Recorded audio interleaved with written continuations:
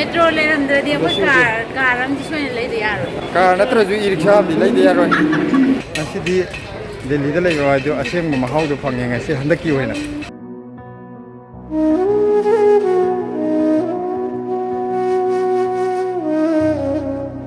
yengo mayam ngasidi akoi blesi ju ure tu blesi udi kaino ni yumda sum leiba jida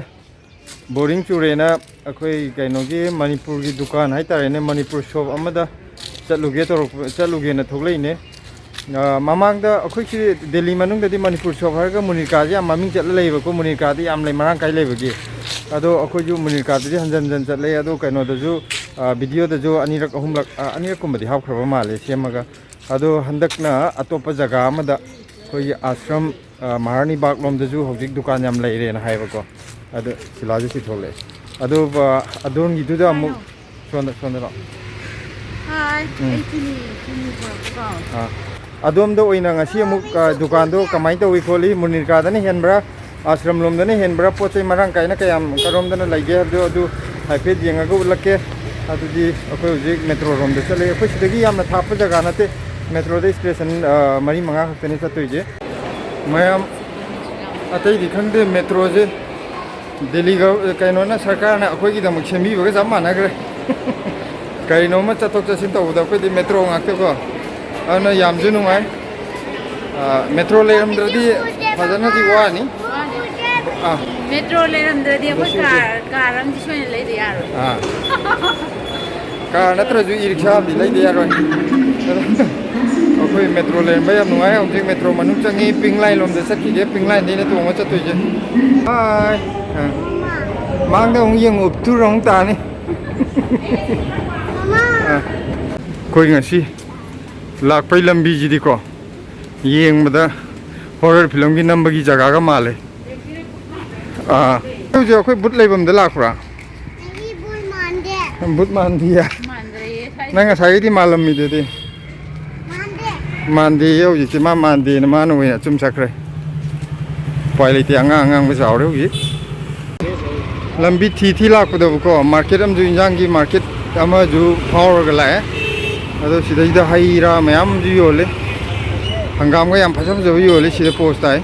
asida yolo re hangam je ti ulong dire ko ta anchar dia khoina lei deba market se sonda oiram bra ju khong bonte as hangam pe tu sila sida hangam yam ne to ye to le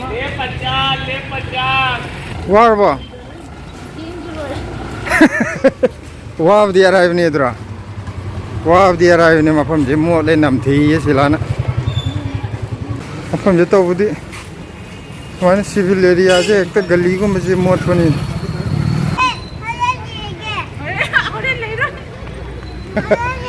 asma je horen lei re je yaman oi hai bo ne horen lei re je inak nak po mafam ne ngasi di google na pura lak na re moi google gi hanu bije farak tai ko hanu ekta google je makok chai ro ke tor mi lak na ho re update to dia google google update to dia ro asi khoi phajana lak na re inak nak po yo je hadi asyang bagi magi masagi asang ba leiri je sugumba ahum lom mari rom chalale koiraga kadai manam singi yonbom gi market kari market no gyan ta di mayam no power chale akhoi je kamai na koi hen ge ai hui do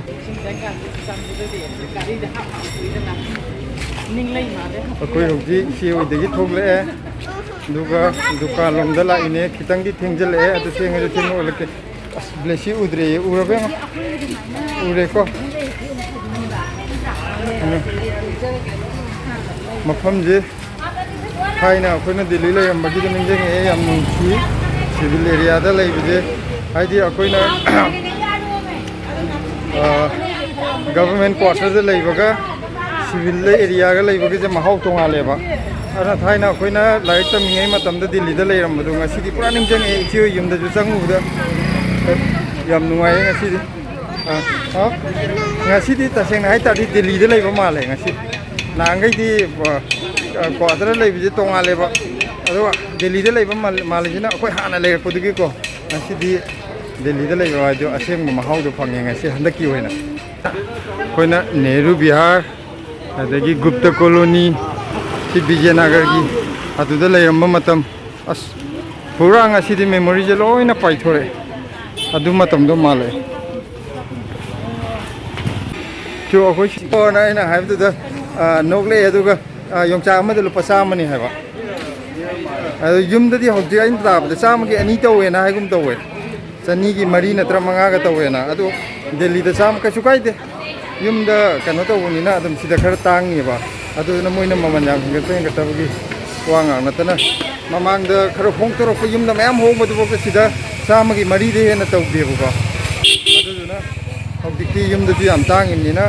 100 ꯄꯤꯕꯗꯣ ꯀꯩꯁꯨ ꯀꯥꯏꯗꯦꯅ ꯈꯜꯂꯦ ꯑꯩ ꯋꯥꯈꯜꯗ ꯁꯤꯗꯁꯨ ꯄꯥꯃꯩ north east shop ꯁꯤꯗꯩꯗ ꯑꯩꯈꯣꯏ ꯂꯝꯕꯤ ꯆꯠꯄꯗ ꯃꯅꯝ ꯅꯨꯡꯁꯤꯕ ꯑꯃ ꯄꯥꯏꯊꯣꯔꯛꯑꯦ ꯈꯜꯂꯒ ꯑꯩꯈꯣꯏ ꯁꯤꯒꯤ ꯀꯩꯅꯣꯁꯦ ꯅꯣꯔꯠ ꯏꯁ ꯁꯦꯚꯤꯌꯔꯅ ꯑꯩꯈꯣꯏꯔꯣꯝꯗ ꯅꯣꯔꯠ ꯏꯁꯀꯤ ꯍꯣꯇꯦꯜ ꯑꯃ ꯂꯩꯔꯝꯃꯦ ꯑꯗꯨꯅ ꯃꯐꯝꯁꯦ ꯍꯦꯛꯇ ꯐꯥꯎꯕꯗꯣꯀꯣ ꯇꯣꯉꯥꯟꯕ ꯃꯅꯝ ꯑꯃ ꯄꯥꯏꯊꯣꯔꯛꯑꯦ ꯑꯩꯈꯣꯏꯔꯣꯝꯒꯤ ꯑꯣꯏꯕ ꯁꯤꯁꯨ ꯑꯩꯈꯣꯏꯔꯣꯝꯒꯤꯔꯣ ꯑꯁ ꯑꯩꯈꯣꯏꯔꯣꯝꯒꯤ ꯗꯨꯀꯥꯟꯗꯤ ꯌꯥꯝ ꯂꯩꯔꯕꯖꯥꯠꯅꯤ ꯑꯁꯤꯗꯁꯨ ꯑꯃ ꯂꯩꯔꯦ ꯗꯨꯀꯥꯟ ꯃꯁꯤꯡꯗꯤ ꯐꯖꯅ ꯌꯥꯝꯃꯦ ꯑꯗꯣ ꯄꯤꯛꯇꯛ ꯇꯧꯔꯒꯀꯣ ꯁꯤꯗꯁꯨ ꯑꯃ ꯂꯩꯔꯦ ꯁꯤꯗꯁꯨ ꯄꯣꯠꯁꯦ ꯑꯗꯨꯝ ꯐꯖꯅ ꯁꯨꯅ ꯑꯗꯨꯝ ꯐꯪꯕ ꯃꯥꯜꯂꯦ ꯑꯗꯣ ꯗꯨꯀꯥꯟꯗꯤ ꯌꯥꯝ ꯌꯥꯝꯃꯦ ꯁꯤꯗꯤ ꯃꯅꯤꯄꯨꯔꯒꯤ ꯃꯤ ꯉꯥꯛ ꯉꯥꯏꯔꯦꯗ ꯁꯤꯗꯁꯨ ꯗꯨꯀꯥꯟ ꯑꯃ ꯂꯩꯔꯦ ꯑꯩꯈꯣꯏꯔꯣꯝꯒꯤ ꯁꯤꯗꯁꯨ ꯗꯨꯀꯥꯟꯁꯦ ꯑꯃꯒꯗꯤ ꯆꯞ ꯃꯥꯟꯅꯩꯕꯀꯣ ꯑꯗꯣ ꯄꯣꯠꯁꯤꯗꯤ ꯗꯨꯀꯥꯟ ꯑꯃꯗꯒꯤ ꯆꯪꯉꯒ ꯑꯣꯏꯅ ꯍꯪꯉꯛꯀꯦ ꯍꯥꯏꯗꯤ ꯃꯃꯜꯁꯤꯗꯤ ꯑꯝꯇ ꯈꯦꯠꯅꯔꯔꯣꯏꯗꯅ ꯗꯨꯀꯥꯟ ꯈꯨꯗꯤꯡꯃꯛ ꯑꯗꯣ ꯍꯥꯏꯐꯦꯠ ꯆꯥꯎꯔꯥꯛꯄꯗ ꯁꯨꯛ ꯌꯥꯝ ꯂꯩ ꯍꯥꯏꯕꯗꯣ ꯑꯗꯨ ꯁꯨꯝ ꯎꯠꯆꯔꯛꯄꯩ ꯋꯥꯅꯤꯗ ꯂꯐꯨ ꯑꯍꯥꯎꯕ ꯑꯝꯇ ꯌꯦꯡꯁꯤ ꯌꯥꯝꯅ ꯆꯥꯎꯔꯁꯨ ꯀꯥꯟꯅꯗꯦ ꯃꯤ ꯀꯩꯅꯣ ꯌꯥꯎꯗꯕꯅꯤꯅ ꯑꯩꯈꯣꯏꯔꯣꯝꯗ ꯍꯥꯏꯔꯒꯅꯦ ꯈꯪꯕ꯭ꯔꯥ ꯅꯪꯅ ꯑꯩꯈꯣꯏꯔꯣꯝꯗ ꯀꯩꯅꯣ ꯇꯧꯔꯒꯅꯦ ꯉꯁꯥꯏ ꯎꯁꯤꯡꯖꯥꯗꯣ ꯀꯔꯤ ꯃꯃꯤꯡ ꯍꯥꯏꯌꯦꯗ ꯀꯔꯤꯕ ꯉꯥꯏꯔꯣꯡꯁꯦ ꯇꯥꯗ꯭ꯔꯤ ꯃꯣꯏꯒꯤ ꯊꯧꯒꯜꯂꯣꯝ ꯁꯥꯏꯗꯇꯅ ꯉꯥꯏꯔꯣꯡ ꯍꯥꯏꯌꯦꯕ ꯍꯣꯏ ꯑꯗꯨꯒ ꯑꯣꯀꯦ ꯅꯣꯏꯅ ꯀꯔꯤ ꯍꯥꯏꯌꯦ ꯀꯩꯅꯣꯅꯦ ꯑꯩꯈꯣꯏ ꯏꯝꯐꯥꯜ ꯋꯦꯁꯇꯩꯅꯦ ꯑꯩꯈꯣꯏꯗꯤ ꯀꯩꯅꯣ ꯎꯁꯤꯡꯖꯥ ꯍꯥꯏꯌꯦꯕ ꯀꯔꯤ ꯍꯥꯏꯕꯅꯣ ꯍꯥꯏꯔꯣ ꯀꯩꯅꯣꯔꯣꯝ ꯁꯥꯏꯠꯁꯦ ꯑꯩꯈꯣꯏꯗꯤ ꯃꯣꯏꯔꯥꯡꯂꯣꯝ ꯁꯥꯏꯠꯁꯦ ꯀꯥꯏꯗꯒꯤꯕ ꯅꯣꯏ ꯀꯔꯤ ꯍꯥꯏꯌꯦ ꯍꯥꯏꯔꯣ ꯀꯛꯆꯤꯡ ꯈꯪꯉꯦ ꯉꯥꯏꯔꯣꯡ ꯍꯥꯏꯌꯦꯕꯀꯣ ꯆꯠꯇꯤ ꯃꯥꯟꯅꯩꯗ ꯃꯥꯟꯅꯕ ꯄꯣꯠꯇꯨ ꯆꯞ ꯃꯥꯟꯅꯩ ꯃꯃꯤꯡ ꯂꯝꯒꯤ ꯂꯣꯏ ꯊꯣꯛꯂꯤꯁꯦ ꯇꯦꯕꯤ ꯊꯥꯕꯗꯨꯗ ꯃꯃꯤꯡ 5 ꯁꯨꯔꯤꯁꯦ ꯃꯥꯅꯦ ꯑꯗꯨꯁꯨ ꯇꯥꯕꯗ ꯅꯨꯡꯉꯥꯏꯗꯅ ꯃꯊꯪ ꯀꯩ ꯍꯥꯏꯅꯒꯦꯗꯣ ꯈꯪꯕꯁꯦ ꯑꯥꯏꯗꯤꯌꯥꯅꯤ ꯑꯅꯧꯕ ꯐꯪꯉꯤꯁꯦ ꯁꯤꯗ ꯗꯁꯀꯨꯁ ꯂꯩꯔꯦ ꯁꯤꯗ ꯊꯥꯡꯖꯤꯡꯁꯤꯗ ꯂꯩꯔꯦ ꯀꯩ ꯆꯦꯅꯦꯜ ꯃꯆꯥ ꯑꯃ ꯂꯩꯕꯅꯦ ꯗꯦꯜꯂꯤꯗ ꯕ꯭ꯂꯦꯁꯤ ꯅꯣꯡ ꯑꯃ ꯂꯩꯕꯅꯦ ꯁꯥꯏꯖꯀꯤ ꯃꯇꯨꯡ ꯏꯟꯅ ꯈꯔꯗꯤ ꯑꯆꯧꯕꯗꯤ 60 70 80 ꯆꯥꯡ ꯂꯥꯛꯀꯅꯤ ꯁꯤꯂꯥ ꯅꯪꯅ ꯄꯥꯝꯕ ꯊꯥꯡꯖꯤꯡ ꯈꯜꯂꯣ ꯑꯩ ꯈꯪꯗꯦ ꯑꯆꯧꯕ ꯈꯜꯂꯣꯏꯒꯦ ꯀꯩꯂꯣꯏꯒꯦꯗꯤ ꯑꯩꯈꯣꯏꯅꯤ ꯈꯛꯇꯪ ꯆꯥꯕꯅꯤꯅꯅꯦ ꯈꯔ ꯆꯥꯕꯅꯤꯅ ꯍꯣꯏ ꯍꯥꯎꯗꯧ ꯃꯔꯨ ꯆꯥꯎꯒꯗꯧꯕ ꯌꯦꯡꯉꯣ ꯑꯁ ꯉꯥꯏ ꯍꯥꯏꯕꯁꯤ ꯅꯨꯡꯁꯤꯗ ꯌꯦꯡꯕꯗ ꯏꯆꯦ ꯈꯔ ꯂꯥꯛꯑꯣ ꯃꯤ ꯄꯣꯠ ꯂꯩꯕ ꯂꯥꯛꯄꯗꯨ ꯊꯤꯡꯖꯤꯟꯒꯅꯨꯀꯣ ꯑꯩꯈꯣꯏ ꯈꯛꯀꯤ ꯑꯩꯁꯨ ꯈꯟꯕ ꯌꯥꯗꯦ ꯅꯣꯏꯅ ꯀꯥꯏ ꯂꯥꯛꯏꯅꯣ ꯅꯣꯏꯗ ꯍꯧꯖꯤꯛꯇꯤ ꯂꯣꯏ ꯂꯣꯏꯔꯅꯤ ꯊꯥꯡꯉꯦ ꯑꯌꯥꯝꯕ ꯂꯣꯏꯔꯝꯃꯅꯤ ꯑꯩꯈꯣꯏꯒꯤꯁꯦ ꯀꯩꯅꯣ ꯇꯧꯕꯗ ꯁꯤꯗꯩꯗ ꯑꯁ꯭ꯔꯝꯗꯁꯨ ꯃꯌꯥꯝ ꯍꯥꯡꯉꯦꯅ ꯁꯨꯝ ꯍꯥꯏꯕꯗꯨꯗ ꯂꯥꯛꯅꯤꯡꯉꯤꯗꯅ ꯄꯦꯀꯦꯠ ꯑꯃ ꯂꯧꯔꯛꯑꯁꯤ ꯑꯁ ꯎ ꯃꯣꯔꯣꯛꯁꯤꯗꯤ ꯐꯖꯩꯗ ꯀꯩꯅꯣꯁꯨ ꯂꯩꯌꯦ ꯎꯝꯁꯦ ꯆꯥꯕꯗꯤ ꯌꯥꯗꯕ 30 ꯁꯦꯝꯕꯤꯔꯣ ꯂꯣꯝꯕ ꯅꯠꯇ꯭ꯔꯣ ꯂꯣꯝꯕꯁꯦ ꯍꯟꯗꯛ ꯃꯌꯥꯝ ꯍꯨꯟꯕꯅꯦ ꯍꯧ ꯌꯥꯗꯕ ꯑꯗꯣ ꯍꯟꯗꯛ ꯌꯨꯝꯗꯩ ꯆꯥꯔꯥꯕꯨꯗꯤ ꯆꯦꯟꯈꯤꯗꯣꯔꯦꯕ ꯑꯩꯅ ꯑꯩꯈꯣꯏ ꯃꯅꯥꯛꯀꯤꯗꯨꯗꯤ ꯑꯀꯪꯕ ꯂꯧꯔ ꯍꯟꯗꯛꯀꯤ ꯆꯥꯔꯥ ꯄꯣꯔꯛꯑꯅꯤ ꯑꯩꯅ ꯇꯦꯛꯇꯥꯒ ꯂꯣꯝꯕꯒ ꯍꯨꯟꯕꯅꯦꯕꯀꯣ ꯍꯟꯗꯛ ꯍꯧꯗꯕ ꯑꯩꯈꯣꯏꯒꯤꯗꯗꯤ ꯌꯦꯟꯗꯦꯝꯗꯣ ꯌꯥꯝ ꯐꯩ ꯑꯗꯣ ꯏꯆꯦꯒꯤꯗꯗꯤ ꯑꯝꯇ ꯍꯧꯔꯝꯗ꯭ꯔꯦ ꯁꯤꯂꯥ ꯍꯋꯥꯏ ꯃꯪꯒꯟꯁꯦ ꯅꯨꯡꯁꯤꯗ꯭ꯔꯒ ꯊꯥꯏꯅ ꯄꯤꯈꯥꯎꯗ ꯍꯥꯞ ꯆꯥꯕꯗꯣ ꯄꯩꯁꯥ 10ꯒꯤ ꯃꯤ 3 ꯌꯦꯟꯅꯔ ꯆꯥꯔꯝꯃꯦ ꯑꯩꯈꯣꯏꯅ ꯁ꯭ꯀꯨꯜ ꯀꯥꯔꯀꯥꯟꯗ ꯑꯩꯈꯣꯏ ꯃꯇꯝꯗꯅ ꯑꯩ ꯈꯪꯉꯛꯄꯗ ꯑꯉꯥꯡꯉꯩꯗ ꯄꯩꯁꯥ 1 ꯂꯩꯔꯦ LP ꯁ꯭ꯀꯨꯜ ꯀꯥꯔꯀꯥꯟꯗ ꯄꯩꯁꯥ 10ꯒꯤ ꯆꯥꯔꯝꯃꯦ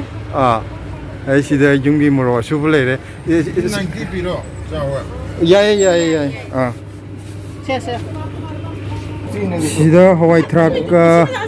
ꯃꯀꯨ ꯆꯥꯌꯧꯕꯤ ꯁꯤꯗ ꯃꯔꯣꯏ ꯅꯄꯥꯛꯄꯤ ꯂꯩꯔꯦ ꯅꯥꯀꯨꯞꯄꯤ ꯂꯩꯔꯦ ꯁꯤꯗ ꯃꯇꯨꯝ ꯑꯃ ꯂꯩꯁꯦ ꯀꯩꯅꯣ ꯈꯪꯗꯦ ꯑꯁꯪꯕꯁꯤꯗꯩꯁꯦ ꯑꯗꯨ ꯅꯠꯇꯦ ꯀꯝꯕꯣꯡ ꯅꯠꯇꯦ ꯁꯤꯂꯥ ꯁꯤꯡ ꯃꯄꯥꯟ ꯃꯄꯥꯟꯗꯣ ꯑꯁ ꯎ ꯃꯣꯔꯣꯛꯁꯦ ꯐꯖꯗ꯭ꯔꯦ ꯑꯁꯤꯗꯒꯤ ꯀꯩꯅꯣ ꯑꯃ ꯑꯩ ꯎ ꯃꯣꯔꯣꯛ ꯄꯥꯜꯂꯝꯕꯅꯦ ꯍꯟꯗꯛ ꯑꯗꯣ ꯀꯩꯅꯣ ꯇꯧꯈ꯭ꯔꯦ 130 ꯂꯩꯌꯦ ꯑꯅꯤꯁꯤꯗ ꯌꯥꯔꯦ ꯑꯗꯨ ꯂꯧꯔꯒꯦ ꯑꯗꯩ ꯑꯇꯣꯞꯄ ꯀꯔꯤ Hawai jar lei. ꯍꯋꯥꯏꯖꯥꯔꯗꯤ ꯑꯩꯈꯣꯏꯒꯤꯗ ꯂꯩ ꯆꯥꯕ ꯌꯥꯗꯕ ꯑꯩ ꯍꯧꯖꯤꯛ ꯌꯥꯏ ꯁꯤꯗꯩꯗ ꯀꯩꯅꯣ ꯂꯩꯔꯦ ꯁꯟꯐ꯭ꯂꯥꯋꯔ ꯁꯤꯗꯁ ꯁꯤꯗꯩꯗ ꯑꯆꯥꯔ ꯑꯩꯈꯣꯏ ꯌꯨꯝꯂꯣꯝꯒꯤ ꯉꯥꯔꯤ ꯀꯔꯤ ꯀꯔꯥ ꯎ ꯃꯣꯔꯣꯛꯀꯤ ꯁꯤꯗ ꯂꯣꯏ ꯌꯥꯎꯔꯦ ꯁꯤꯗꯁꯨ ꯉꯥ ꯀꯧꯇꯥ ꯃꯌꯥꯝ ꯂꯩꯔꯦ ꯌꯨꯝꯂꯣꯝꯒꯤ ꯍꯋꯥꯏ ꯃꯨꯕꯤꯁꯨ ꯄꯥꯜꯂꯕꯣ ꯍꯋꯥꯏ ꯃꯨꯕꯤ ꯑꯩꯒꯤꯁꯨ ꯄꯥꯜꯂꯛꯑꯅꯤ ꯄꯥꯟꯗꯣꯔꯦ Yang hai on ne. Oi.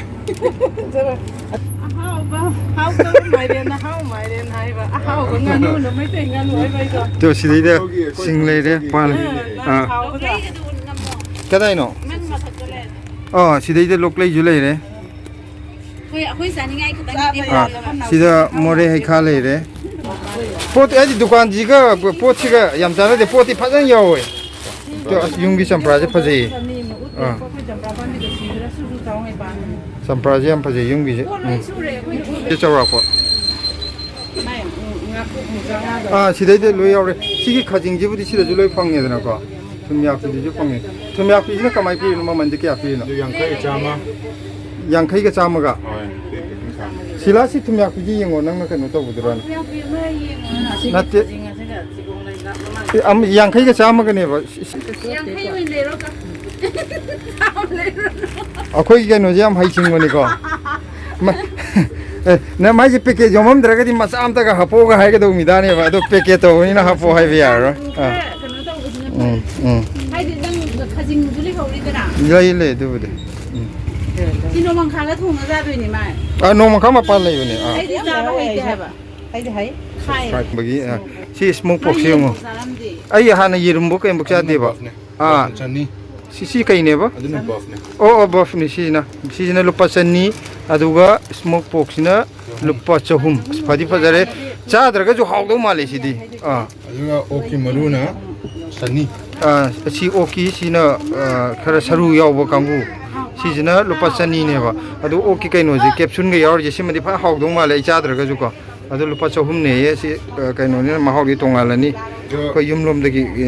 ga si thongbu ma na ro sida ju oksa ju loidi si nga sa ge ina udam mathaki na tharoi ko tharoi jina maman kya pirino kilo da chahum sida tharoi leire lupa chahum kg da oksa ji de Kilo 380. 380. ꯑꯗꯨꯗꯤ ꯁꯤ ꯐꯩꯌꯦ ꯌꯨꯝꯒꯤꯁꯦ ꯑꯩꯅꯦꯗ ꯐꯪꯕꯗꯣ ꯃꯐꯝꯗ ꯃꯣꯠꯄꯗꯨꯗ ꯌꯨꯝꯒꯤ ꯀꯩꯅꯣ ꯃꯆꯥꯁꯦ ꯍꯥꯎꯗꯤ ꯌꯥꯝ ꯍꯥꯎꯕꯅꯦ ꯁꯤ ꯀꯤꯍꯣꯝꯁꯦ ꯇꯣꯔꯕꯣꯠꯁꯤꯁꯨ ꯁꯤꯗ ꯐꯪꯉꯦ ꯀꯩꯅꯣꯒꯤꯗꯨꯁꯨ ꯐꯪꯉꯦ ꯃꯌꯥꯡꯒꯤꯁꯨ ꯑꯗꯨ ꯑꯣꯏꯔꯒꯁꯨ ꯌꯨꯝꯒꯤꯁꯤꯒ ꯃꯍꯥꯎꯗꯤ ꯑꯗꯨꯝ ꯃꯥꯒꯤ ꯃꯐꯝꯗꯨꯒꯤ ꯃꯇꯨꯡ ꯏꯟꯅ ꯈꯔ ꯈꯔꯗꯤ ꯑꯗꯨꯝ ꯈꯦꯠꯅꯕꯅꯦ ꯃꯍꯥꯎꯁꯦ ꯑꯩꯈꯣꯏ ꯌꯨꯝꯗꯒꯤ ꯄꯨꯁꯤꯜꯂꯛꯄꯁꯤꯅ ꯑꯩꯈꯣꯏꯅ ꯁꯨꯝ ꯆꯥꯔꯛꯄꯩꯔꯥ ꯈꯪꯗꯦ ꯁꯤꯅ ꯑꯗꯨꯝ ꯍꯦꯜꯂꯦ ꯍꯥꯎꯕ sida ꯐꯪꯕꯁꯤꯅ ꯈꯔ ꯑꯗꯨꯝ ꯋꯥꯠꯂꯦ passion fruit ꯆꯤꯇꯥꯕꯣꯟꯗꯅꯦ ꯂꯩꯔꯒ ꯁꯤ ꯀꯩꯅꯣꯗꯨꯅꯦ ꯑꯩꯈꯣꯏ ꯎꯈꯥꯃꯦꯟꯗꯣ ꯐꯖꯩ ꯃꯁꯛꯁꯦ 시다볼 만안 하더라. 함감. 그이 더우도 시지나게. 함감. 엄마 이게 함감. 엄마 함감. 옥사가 너무 야마우. 지다본만 하자. 걱정한 마사지 깨야다 타. 60. 이제 안 팔아. yumdagi thawen thala khor di thabak amoi dine manipur dukan je sona kandale ju manipur dukan ko sida ju manipur dukan ne sigi ju manipuri dukan ne mathang ji asi pareng na leire sida ju leire sidi chana thakna bagi kano in tawre sida ju phajana phange adu dukan je pareng na loi leire sigi sida ju mari thangna leire ma'am metro station अदु इसे फरे योग संग्रह को याम नुंगाय अदो मरक्ते सलो संबिरो लाखपदा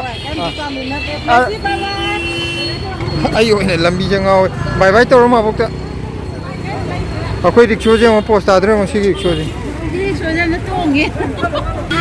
माबोक्ता bye bye bye bye माबोक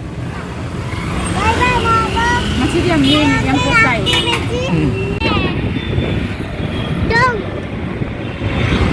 अखोय तोंग rickshaw जे पूरा यांग mini engine दर chain मिने बसी जे कार ले रे सियो ले रे चाखौ चपै जु यारे जिलागी yum the थोगा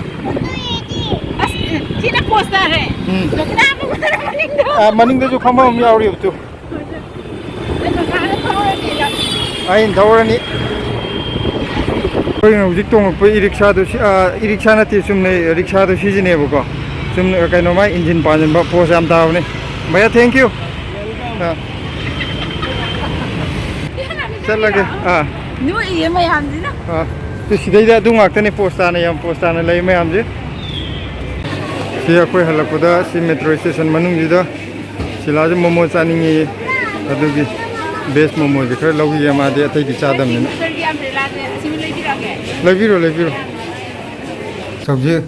injang lok thokpada kaino na thangjing na thingre thoi ising le selu aya ithwe tu thangjing ja ga do thangjing ja ba phang ga do I de he na I thok to kare kamai tong ni si de mathang dadi thangjing leirapda noi thangjing leiba mina paisa khara tata ba khoi ji pot leirubudo kai leirke akhoi pot pudi yamna leiba chatpagi nate bu ko ada lafu chaninge na akhoi phakpai yo hobuni na thangjing ga lafu gi ayama chatpani da to thangjing jilba 90 ra si thangjing je yengo chawdi chawre phajana ado 90 kada ma chawgi size ki matungina khara hong mo khot pajai thangjing je phajari phajana fresh oi pot che mai je yoruk ta ngai ba male duga sinul payang thina ta khamena khabi je si packet macha ji da ai ne ya pamba si ado si lupa yang khai de laure sinul payang the an si kya no lapu je mai kam de lupa ni phu male mai singai da akhoi ching lapu do male ching lapu man ro sa Singapore ne ching lapu je lupa ni phu thumya pise mai te giraba yum de gi ne se oh sai de mo thumya pide ro natte sinul payang the ne lupa yang khai gi ne thumya bi packet je cham pi bu yo howe bu ko ado si ne yang khai pi ba ado silana yang khai ji ma lor je hai di kaino tamo hadi silai ma tai do khoi tamo do ma ju chang ka do bu kui dre ba sinul pa kya no sai da yang khai ro ma lo da khangdi o kg de ne samaga kuntra pi haba ai di si matang de ku chang kuntra be ni ngore ko ade de le ra ra gi sine do kg de ko chang kuntra ne si pa kya no pa gi do ai khangau di adu lupa yang khai ma le yang khai ra kaino mai ji lomba se yaurame ba ko lomba ma packet to sadopri haba lupa yang khai mai sai haba ade kuntra gi lor se ani ye kuntra gi ju sa ba ma le si lupa kuntra gi मेरे को चिरा चम्मच भी चम्मच atai ki sulere te si ka tan si gaktane lupa chahum yang khai ni sida ta ba do si mana poti kai miao ponte da ai di ma adu de to ning ko le hoba samaroi kari kara du di akoi de loi akhoi de loi hobo ngaktani na lobo ju mathok ta dra ba adu kum du di akoi adagi pan ju akhoi halei adagi sanga po kum du di akoi na mu sa dra ade umorok ti akhoi chap ju ya de umorok ju yam phajawe ado hajiki dukan ma pham de yam ado akhoi na ngasi laurei ba dukan do akhoi gi tangkul gi naw mane ba yo lauri do adu yam nungai ma kano tawe hospitality yam haidi leibde yam nungai ba dukan mafam je leibde yam nungai ju lei dana adu ngasi kaino da